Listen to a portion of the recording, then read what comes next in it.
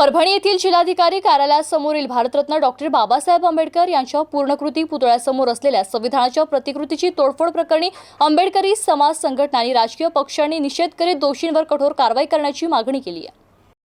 संविधान प्रतिकृतीची विटंबना करणाऱ्या माथेफिरूवर देशद्रोहाचा गुन्हा नोंदवून घटनेमागील मास्टरमाइंडचा शोध घेण्यात यावा अशी मागणी शाहू फुले आंबेडकरांची परिवर्तनवादी चळवळ या संघटनेच्या वतीने जिल्हाधिकाऱ्यांना दिलेल्या निवेदनातून करण्यात आली आहे। यावेळी राहुल मकासरे, संघर्ष गायकवाड, रोहित साळवे, अभिमन्यू अंबोरे, सागर नरोडे, सुमेध खंडागळे, अभय नवतुरे, योगेश कांबळे, शुभम मगरे, कपिल चव्हाण, कमलेश दाभाडे यांची उपस्थिती होती। परभणी येथे झालेल्या घटनेचा आम्ही या ठिकाणी जाहीर निषेध करतो। काल पासून जे विद्यार्थ्यांना, युवकांना, भीमसैनिकांना उचलण्याचं सत्र, ज्याला प्रशासन हे कॉम्बिंग ऑपरेशन असं नाव देत आहे, हे अत्यंत दुर्दैवी आहे।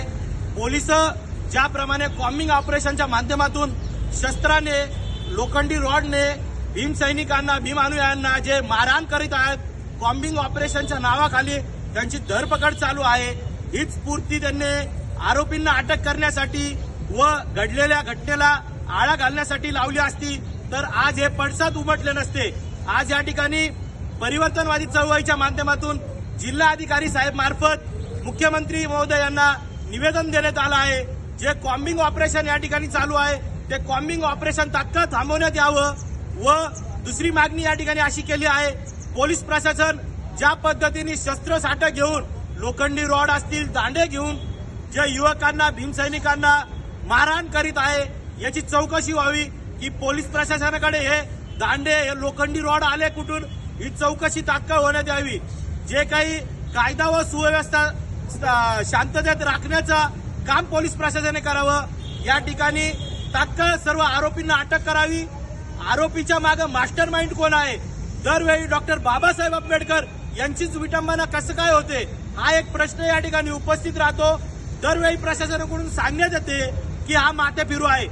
माथेफिरू फक्त डॉक्टर बाबासाहेब आंबेडकरांवरच प्रेम करतो का, हाही प्रश्न या ठिकाणी उभा राहतो। शहरामध्ये, जिल्ह्यामध्ये, राज्यामध्ये, भारतामध्ये जेवढेही महापुरुषांचे पुतळे असतील, यांना संरक्षण देण्याचं काम इथल्या प्रशासनाने करावं। व या ठिकाणी दुसरी मागणी अशी करतो की जे काही तिथं विटंबना झाली आहे, तात्काळ त्याचं पुनर्वसन करून भव्य दिव्य असं संविधानाचं स्मारक त्या ठिकाणी बांधण्यात यावं। दिल्ली येथे जंतर मंतरला संविधानाची विटंबना झाली। अनेकदा संविधानाचीच विटंबना कशी होते? ज्यांच्याकडून संविधानाची विटंबना होते त्यांच्यावर देशद्रोहाचा गुन्हा दाखल करावा।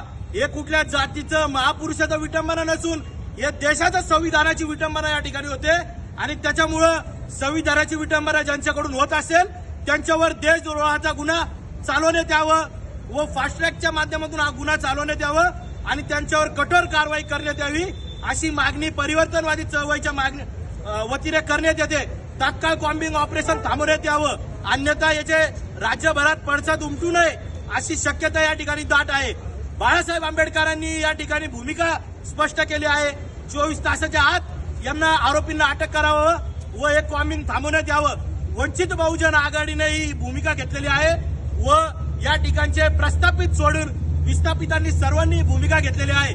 प्रशासनाने सर्वांच्या संवेदना लक्षात घेता हे कॉम्बिंग थांबवावं, अन्यथा याचे पडसाद राज्यभर उमटण्याची, देशभर उमटण्याची शक्यता आहे असे या ठिकाणी निवेदन दिले।